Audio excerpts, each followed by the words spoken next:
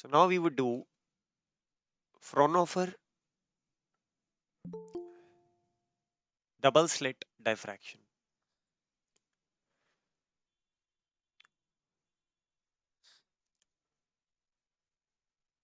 Fraunhofer double slit diffraction. We did single slit diffraction last time, and some of you, I hope, must remember what were the conditions of minima and maxima which we derived. Something similar to what we derived last time. We are going to get the results today as well, but first of all, it is important to make a diagram. Okay, so let us make the diagram of two slit diffraction first. So you have, instead of having a single aperture, you have two slits. You have a slit here. Let me call this as S1. You have a slit here. Call this as S2. Slit से पहले और slit के बाद we are putting a lens.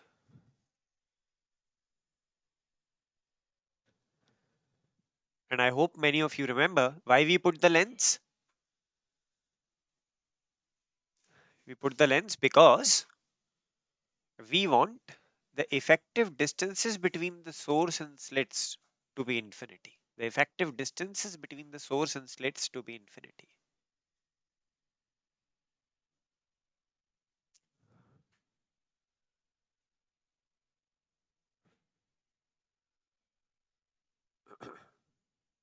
Okay, so this is our source S. यहाँ से ये light जाती है, it becomes parallel because the source was kept at the focus of this particular lens. यहाँ से ऐसे light जाती है और उसके बाद it meets at point, let's say P. Fine, but we know that at every single point, यहाँ पे ले लें या यहाँ ले लें, there would be a diffraction also. तो ऐसा हो सकता है कि light straight ना जाकर थोड़ी सी diffract हो जाए at some angle theta, let's say, और वो फिर इस प्लेन पर एक p डैश जगह मैक्सिमा या मिनिमा बनाए. ठीक है, इस p डैश पर मैक्सिमा या मिनिमा बनाए. अब कुछ चीजें नोट करने वाली हैं. ये जो एंगल है उसे आप थीटा मान लीजिए. इस पॉइंट को, यहाँ जो S1 है उसका ये जो स्टार्टिंग पॉइंट है, let me call that as A. Okay, फिर उसके बाद यहाँ जो पॉइंट है, let me call this as B, C, D. तो AB is slit S1. There is a small opening. We call that as S1. CD is slit S2. Okay. तो CD is slit S2. It's like this. और यहाँ आप ये जो angle बना देख रहे हैं, it is in between this line which is going straight and the diffracted part. Okay. So another thing which is given is that ये जो आपकी जो स्लिट है उसकी जो अपर्चर विड्थ है दैट इज E, या आपको यहाँ टोटल दोनों स्लिट प्लस इन स्लिट के डिफरेंस को मिला के जो डिस्टेंस दिया है वो दे दिया गया है E plus D. Okay, so is this visible? E plus D. Yes, sir. Okay, तो ये आपकी कंडीशंस दी हैं that you instead of having one slit you have two slit S1 S2 जो कि AB और CD से डिनोटेड है. और अगर हम ये देखें कि लाइट गोज और फॉलोअर्स रेक्टिलिनियर पाथ, तो it would form maxima at P, which is definitely going to be a principal maxima. But we know that it might also get diffracted, so it would be having some intensity at P dash as well. Okay. There are a few points which are to be noted. Point number one is, from Huygens theory, both S1 and S2, it means both the slits acts as source of secondary wavelet.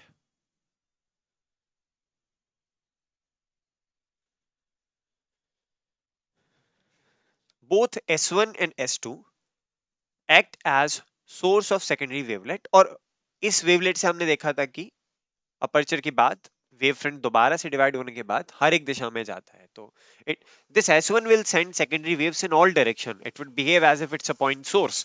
This S2 will also behave as a point, so it will try to send the wavefront in all possible directions. Okay. दूसरी चीज is that अगर एक slit बंद हो जाती, गौर से देखिएगा, मान लीजिए मैं किसी एक स्लिट को बंद कर देता, या तो S1 को ओपन रखता या S2 को ओपन रखता, but one at a time, तो इनका इंडिविजुअल एम्पलीट्यूड सिंगल स्लिट वाले एम्पलीट्यूड से आता है. I hope you would agree that. अगर कोई एक स्लिट में बंद कर देता तो इसके सिंगल का amplitude which is at point P dash single slit diffraction के पैटर्न से आता है. तो सिंगल स्लिट डिफ्रैक्शन में एम्पलीट्यूड R, जिसे हम बोलते हैं रिजल्टेंट एम्पलीट्यूड, उसका फॉर्मूला क्या होता है? Anyone remembers that? What is that? अपने पेजेस टर्न कीजिए, पता कीजिए what was the formula. A sin alpha upon alpha. Exactly, it is A sin alpha upon alpha. It is A sin alpha upon alpha. जहां हम ये मान रहे हैं कि जो ये स्लिट सोर्स है वो n डिफरेंट सेकेंडरी वेवलेट्स में बढ़ जाती है, each having amplitude small a. So that capital A is n times small a. Okay. Similarly, a similar thing will happen for slit 2 as well. Okay. तो slit 1 के लिए भी ये होगा, स्लिट 2 के लिए भी यही चीज होगी. बट अगर आप B से एक परपेंडिकुलर ड्रॉप करें सी वाली, सी पी डैश वाले पाथ पे, यानी you have to drop a perpendicular like this, and let me call this as bm, a perpendicular, let me call this as bm. Okay. तो आप बता सकते हैं कि इन terms of what ever you से, यू कॉल इट ए या A M मान लीजिए, क्योंकि ये स्लिट बहुत छोटी है इसलिए मैंने मान लीजिए ए एम से परपेंडिकुलर ड्रॉप किया है, तो इस ट्राइंगल में ये एंगल भी थीटा ही हो जाएगा. Okay. This angle will also become theta, क्योंकि ये इसके भी परपेंडिकुलर है, ये वाली जो लाइन है इसके भी परपेंडिकुलर है, इसके भी परपेंडिकुलर है, ये 90 माइनस थीटा, ये 90 है, तो ये अपने आप ही थीटा हो जाएगा. आप बता सकते हैं कि ये जो एक्स्ट्रा पाथ डिफरेंस है विच इज cm, वो in terms of sine theta और अपर्चर विड्थ क्या हो जाएगा? This cm will be equals to, या S2m बता दीजिए, S2m बोले cm बोले, whatever you would like to say, what this will be equals to, what is sin theta इस ट्रायंगल में देखे तो? साइन थीटा ये 90 है, बताइए. S2m over E plus D. आपने क्या क्या कहा? Sine theta will be equals to cm upon e plus D. S2. या Yes, sir. या S2m over e plus D. तो मैं ये भी लिख सकता हूं यहां से, that sine theta can be written as S2m upon e plus D. तो मैं ये लिख सकता हूं that actually e plus D sine theta is equals to S2m. And this gives me what? This gives me the path difference. E plus d sin theta gives me the path difference between a p dash and c p dash. This gives me, या आप S1 p dash मान लीजिए, S2 p dash मान लीजिए, whatever you would like to. Because these distances are very very small. It's a very fine slit. अगर path difference दिया है तो उसे फेज डिफरेंस में बदलने के लिए किस फैक्टर से मल्टीप्लाई करते हैं? 2 pi bye 2 pi over. Lambda से. ठीक है. तो यहां से मुझे एक्चुअली पता चला कि भाई ये जो वेव जा रही है AP डैश और ये जो CP डैश है, या S1 P dash S2 P dash, इनमें फेज डिफरेंस जो होगा, the phase difference will be equals to 2 pi by lambda E plus D sine of theta. 2 pi by lambda E plus B sine of theta. Okay. ये क्या है? ये phase difference है S1 से पास होने वाली लाइन में और S2 से पास होने वाली लाइन में. ठीक है. This is the phase difference. Let me call this phase difference as 2 beta.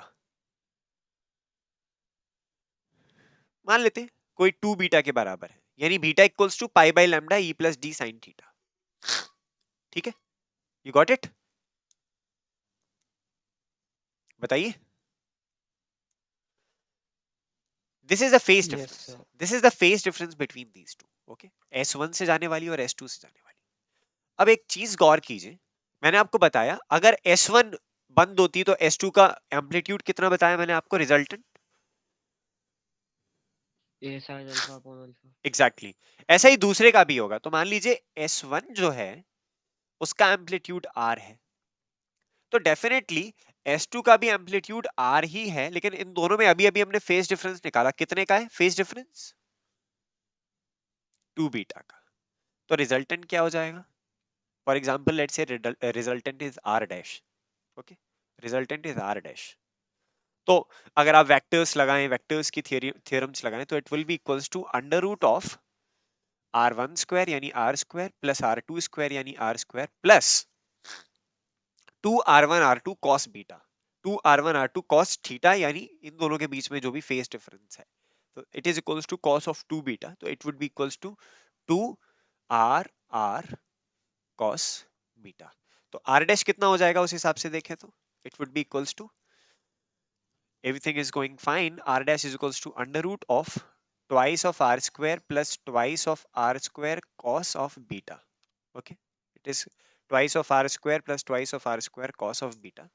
तो यहाँ से आप 2R square कॉमन लें तो it would be 1 plus cos of beta, ये R dash और ये अंडर रूट के बराबर है। फाइन, तो R dash is equals to 2R square 1 plus cos beta, R dash is equals to 2R square 1 plus, cos of beta क्यों ले हाँ हाँ बहुत टू अच्छा हुआ, बीटा होगा बिल्कुल मतलब बिल्कुल बिल्कुल, definitely it would B 2 beta 2 beta 2 beta. ठीक है, thank you, it would B 2 beta only. तो वैसे भी मुझे एम्पलीट्यूड से कोई खास मतलब होता नहीं, मुझे तो मतलब होता है किससे, इंटेंसिटी। तो आर स्क्वायर बता दीजिए, यहाँ से आर डैश स्क्वायर क्या हो जाएगा? R dash square will be equals to 2R square 1 plus cos of 2 beta, correct, 2R square 1 plus cos of 2 beta.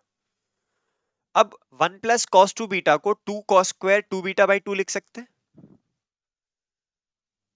तो R dash square is equals to 2R square 2 cos square 2 beta by, I can write it like this, 2 cos square 2 beta by 2। तो यानी कि जो are dash square हुआ वो बराबर हो गया 4R square cos square beta के।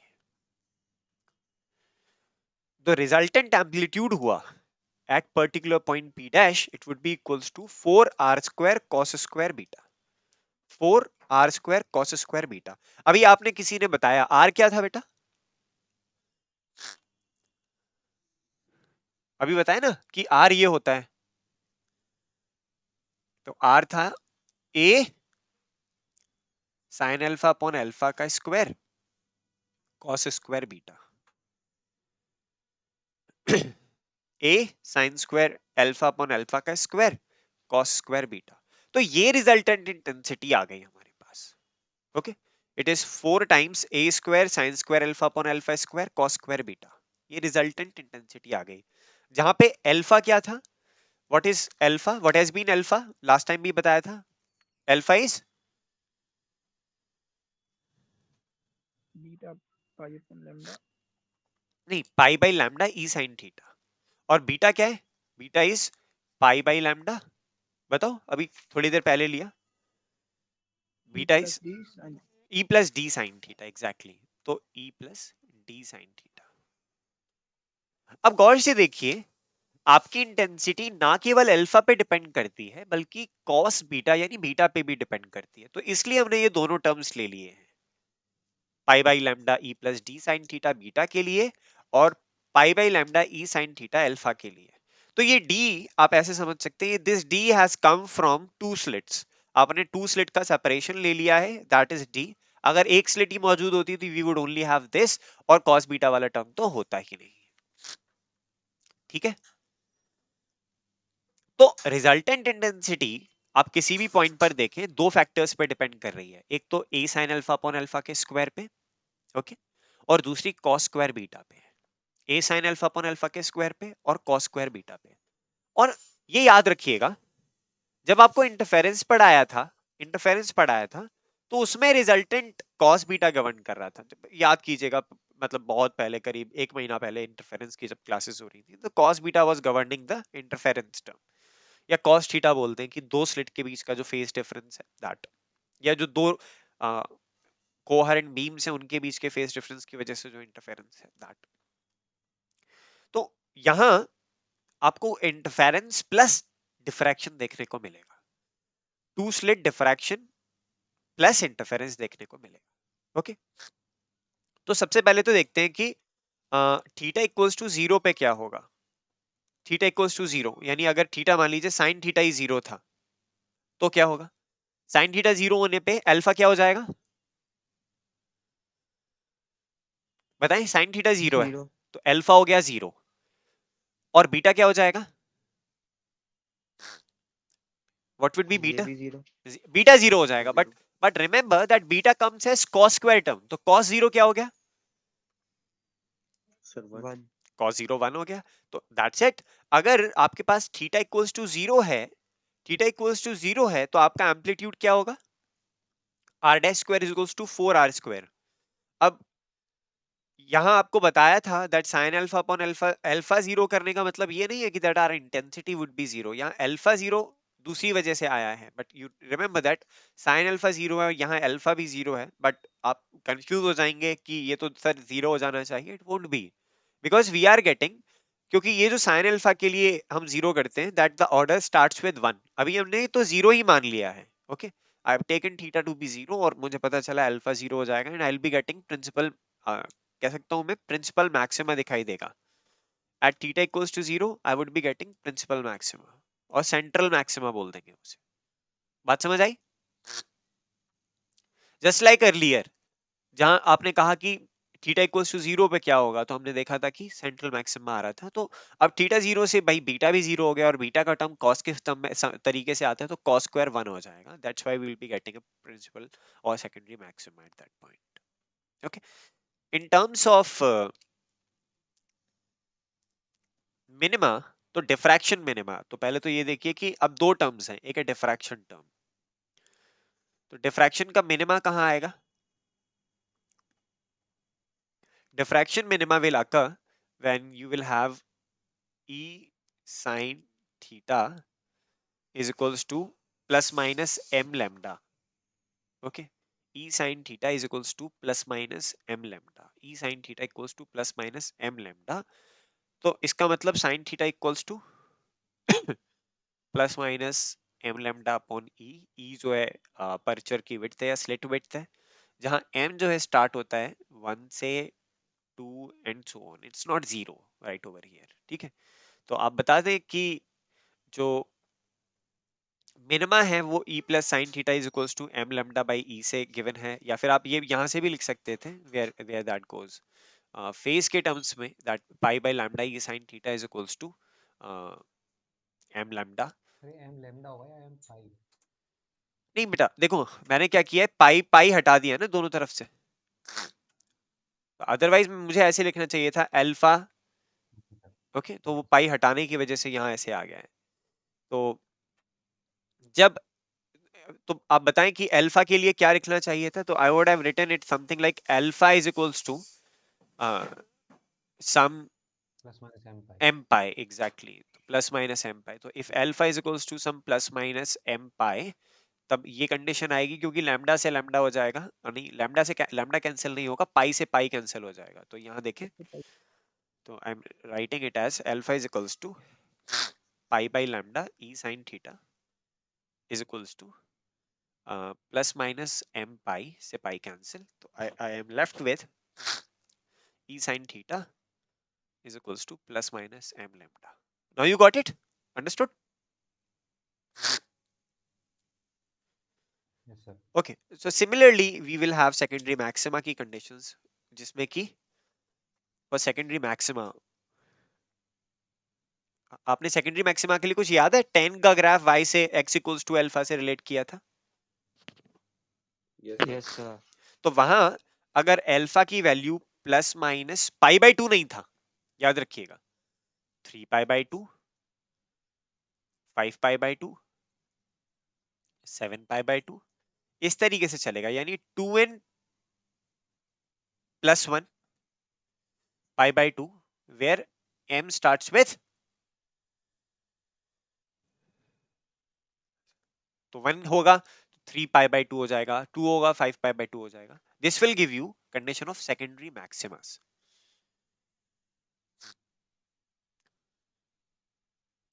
Due to diffraction, this will give you condition of secondary maximas due to diffraction. Okay. अब diffraction की वजह से maxima minima तो आ रहे हैं, but now we have not taken care of cos beta term. Now we have not taken care of cos beta term. तो cos beta is an interference term. Cos beta is an interference term, and remember that if I have cos of beta equals to 0, so what will happen to the resultant intensity as r dash if I am taking cos beta equals to 0? r dash की resultant intensity कितनी हो जाएगी? I'm not saying I'm Small taking, r square. yeah, I'm not saying I'm taking beta equals to 0. I'm saying that I'm taking whole cos beta equals to 0. अगर पूरा cos beta 0 ले लिया तो 0. 0 हो जाएगी. It's not 4r square. I'm not taking 0. beta equals to, yeah. So it's like if I'm taking cos beta equals to 0, किन conditions पे cos beta 0 होगा? जब बीटा की वैल्यू किसके बराबर होती है? Plus minus 2n plus 1 pi by 2, plus minus 2n plus 1 pi by 2. अब थीटा इक्वल्स टू 0 हमने देख रखा है कि वहां सेंट्रल मैक्सिमा था, तो वहां मिनिमा की कंडीशन नहीं लाएंगे. But 2n plus 1 pi by 2 जब भी आप लेंगे तो बीटा कितना था? What was beta? e plus D sine theta, और साथ में था पाई by lambda is equals to plus minus 2n plus 1 pi by 2, पाई से pi cancel. Okay, so you got that if you have e plus d sine of theta is equals to plus minus lambda by 2 into 2n plus 1, you will get a minima due to interference between slits sources.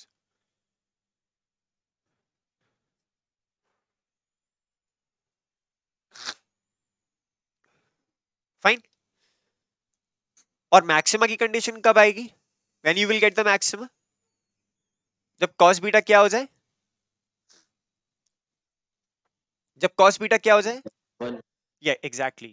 If you have cos of beta going equals to 1, and when that happens, when beta equals to plus minus n pi. Okay, because cos तब 0 हो जाएगा जब वो पाई के multiples में है. पाई, 2 pi, 3 पाई, 4 पाई, 5 पाई, 6 पाई, तो cos will be 1. अगर यहां से लें तो इसका मतलब आएगा, यही इसी से मैं डायरेक्टली लगा देता हूँ यहां से, इसी आर्गुमेंट से, that if you have e plus D sine theta is equals to plus minus n lambda by 2, 2n, like let me just see, इसको ऐसे नहीं करते हैं, never take shortcuts that way. तो you have e plus d sine of theta, okay, and pi by lambda is equals to plus minus n pi. Okay, this is what I'm saying. You have pi se pi cancel, you have e plus d sine theta is equals to plus minus n lambda. ठीक है, where n starts from 0 itself, because n equals to 0 पे क्या मिलेगा आपको?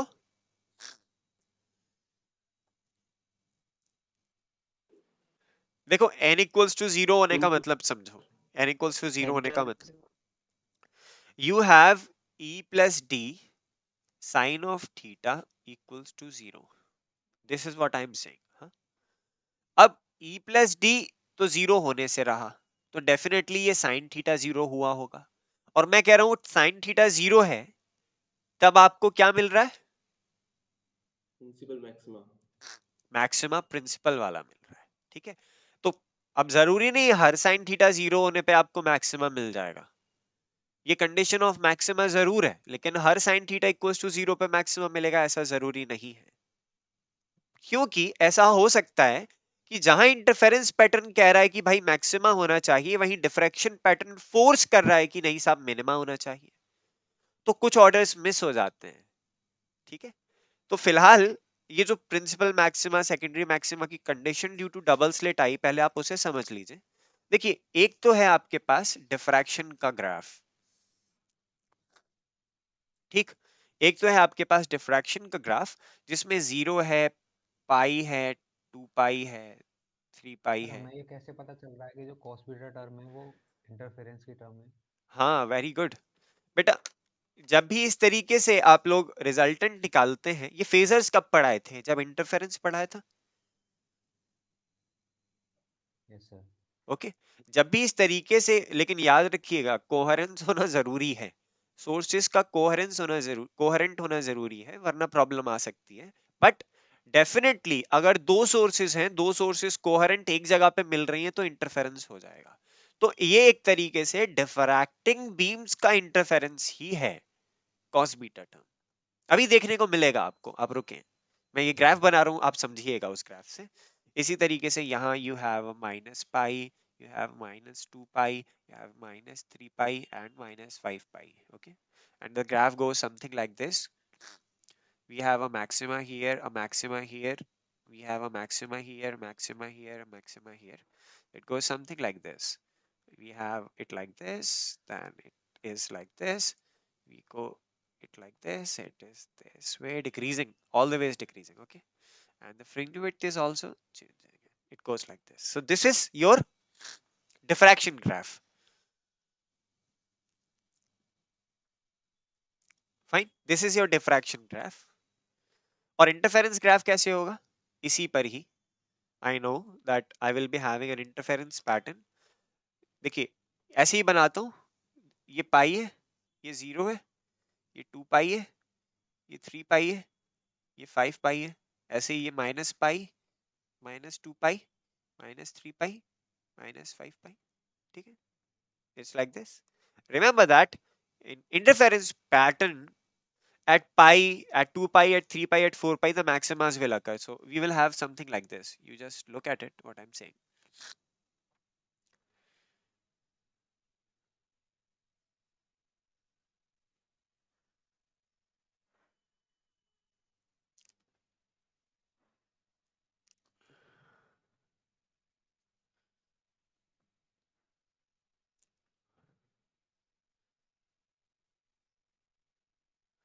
इन सबकी जो height होगी वो सेम होगी, क्योंकि इंटरफेरेंस में मैक्सिमम मिनिमा की जो इंटेंसिटी होती है वो सेम होती है। यहाँ पे एक एनवेलप सा बनता जा रहा है, आपने देखा था वो 4 अपॉन समथिंग समथिंग का रेशियो था, कुछ याद है? लास्ट टाइम एक डेरिवेशन किया था, first to second to third to fourth का जो रेशियो आ रहा था, what was that? It was 1 is to 4 by 9 pi square is to 4 by 25 pi square is to 4 by 49 pi square। ठीक है, ऐसा कुछ किया था लास्ट टाइम, अगर आपको याद हो तो। यस सर, वो डिक्रीज हो रही थी। एग्जैक्टली।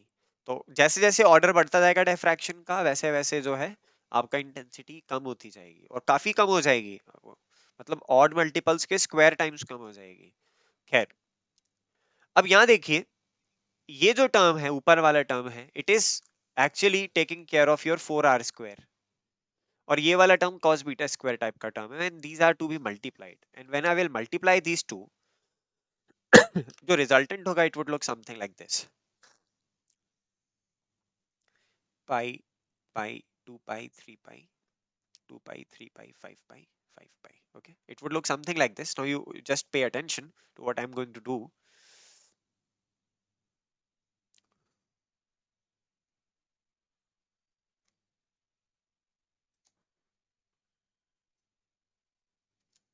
फाइन, ये तो दिखेगा, लेकिन साथ में इस डिफ्रैक्शन के अंदर भी आपको ये वाली चीजें देखने को मिल जाएंगी। At this particular point which was pi by 2, तो यहाँ पे तो एक मैक्सिमा मिलेगा। We will have a maxima, a minima, and something goes like this, then a maxima, and a minima, and a maxima, and a minima, and a maxima, maxima, maxima, इस तरीके से you would have something like this। तो ये वाली चीज इससे multiply हो जाएगी और वो इंटेंसिटी प्रोफाइल दिखेगी। तो ना केवल ये दिखेगा, ना केवल ये दिखेगा, बल्कि हमें तो ये दिखाई देगा। तो कई सारे ऑर्डर्स ऐसे होंगे जहां जो चीजें हैं वो मिस हो जाएंगी। ओके, क्योंकि ऐसा हो सकता है कि भाई इंटरफेरेंस के लिए जो nth ऑर्डर मैक्सिमा है, वही डिफ्रैक्शन के लिए mth ऑर्डर मिनिमा हो जाए। तो ऐसा भी होता है जिसे हम missing orders in double slit diffraction pattern बोलते हैं। What are the missing orders in double slit diffraction pattern?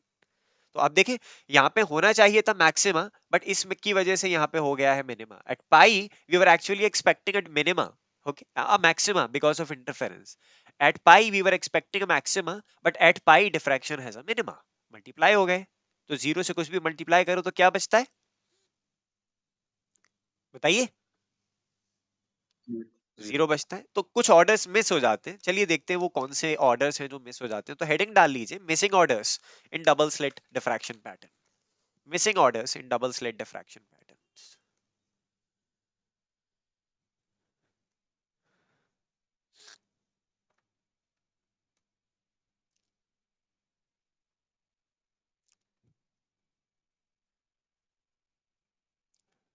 Interference maxima की कंडीशन आपने बताई थी। इंटरफेरेंस मैक्सिमा कहां हो रहा था? वो interference was for beta, right? तो interference maxima occurs when I have e plus d sin of theta is equals to, अभी कंडीशंस निकाली थी कुछ, बताएं। इंटरफेरेंस का maxima is equals to plus minus n lambda, e plus d sin theta is equals to plus minus n lambda। वहीं diffraction का minima जो है, तो this is interference maxima I max। और डिफ्रैक्शन का मिनिमा कहां होता है, बताइए? It is for it is related to alpha. तो e sin theta equals to, बताइए जल्दी बताइए, प्लस माइनस m लैम्डा। तो ये कंडीशंस एम पाई निकाली। ई। मैंने तो हाँ अल्फा के फॉर्म में बताएंगे तो वो बिल्कुल ठीक है, आप यहां से देखें। N lambda. या इट्स दिस, फाइन। तो now what I can do is I can take the ratio of these two. इन दोनों का रेशियो ले लेते हैं, तो कंडीशन पता चल जाएगी कि कब हमें मैक्सिमा देखने को नहीं मिलेगा, इंटरफेरेंस का मैक्सिमा देखने को नहीं मिलेगा, ठीक है? तो let us do that when we will not be able to see it. So see it's like this, e plus d sin theta is equals to plus minus n lambda. ये है interference का maxima divided by diffraction का minima की condition है e sin theta equals to plus minus m lambda. Okay, तो यहां से अगर मैं देखूं तो मेरे पास बचा e प्लस डी बटे e equals to n by m. e plus d by e equals to n by m। Okay, this is what I am going to get. Now, for different cases, you will get different answers. For example, if e is equals to d, if e is equals to d का मतलब क्या है? जो slit width है वो बराबर है slit distance के। जो स्लिट विड्थ है वो बराबर है स्लिट डिस्टेंस के। तो बताएं e प्लस डी करने से ये किसके बराबर हो जाएगा? It would be equals to 2 is equals to n upon m, correct? या फिर मैं यहां से ऐसे लिख सकता हूं, if e equals to d then m will be equals to 2n। यानी we will not be able to see, we will not be able to see interference maxima, we will not be able to see interference maxima for which order? निकालें, अगर मैं m को 1 कर दूं, n equals to 2m। yes, so for these values whenever you have m equals to 2n you won't be able to see this, ठीक है? तो अगर मैं मान लो n को लिखता हूं, N equals to 2m Sir, होगा ना? हाँ हाँ n ये, will equal to yeah you are right, so n will be equals to 2m, exactly, so this will be n equals to 2m जब आएगा for this condition e equals to d, so it would be n equals to 2m। I will not be able to see some orders of maximus and what that will be, अगर जैसे मान लीजिए मैं बोल रहा हूं interference is given by n, तो और मैंने देखा, मैंने लिया है n equals to 4, तो m equals to 2 की वजह से n equals to 4 हो जाएगा, बिकॉज अगर m 2 लूं तो I will not be able to see that particular maximum. और अगर m 1 लूं तो n कितना हो जाएगा? इफ लेट्स से आई एम टेकिंग m 1, बताएं, m 1 लिया, n2 हो जाएगा। n 2 हो जाएगा, तो सेकंड ऑर्डर मैक्सिमा नहीं दिखेगा। और अगर m को 2 लिया तो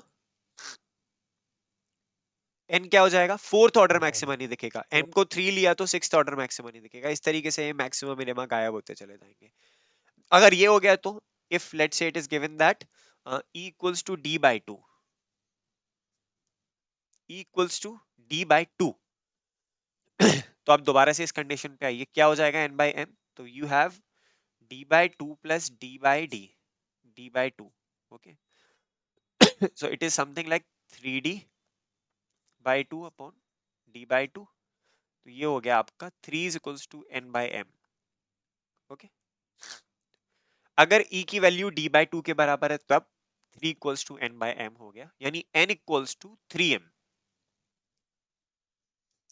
अब m की जगह 1 डालेंगे तो कौन सा में मैक्सिमम चला जाएगा, third order, sixth order, ninth order, इस तरीके से जाएगा। पहले जा रहा था second Right. Order, fourth order, sixth order. तो एक बात तो तय है कि सिक्स ऑर्डर तो कैसे भी कर लो जाएगा ही जाएगा। यहां से भी सिक्स ऑर्डर जा रहा था, है ना, फॉर m इक्वल्स टू 3, और यहां से भी चला जाएगा for m equals to 2। Six order गायब हो जाएगा, तो we won't be able to see that. So you appreciate that fact that there will be some minimas also in the diffraction pattern at a particular point where it was supposed to be a maxima. Got it? Yes, sir. Okay. Yes, So sir. so this is it for two slit experiment. A similar analysis is given for n slit diffraction pattern.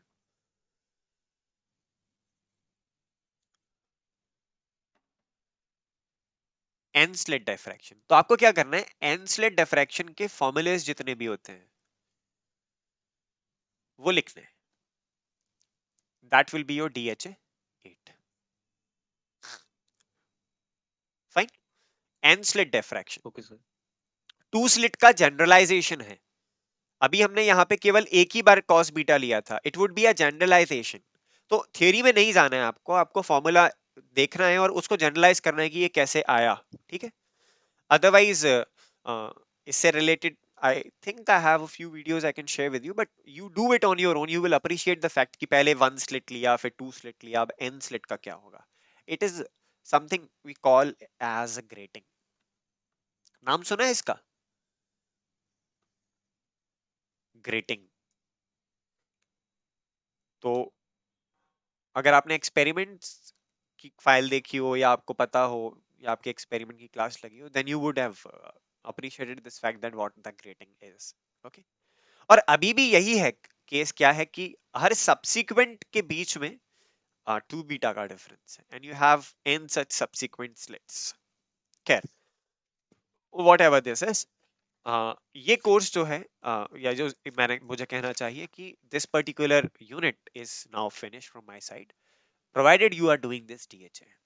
Okay, I will now share a few solved examples as a PDF with you, and I also request you to please go through those questions, uh, which are elite course like, वैसे ये जो physics है ये common course होता है और एक elite course है, it's not a specialized course, but you will appreciate why we have done these type of concept of and theory in online classes by going through those numerical examples.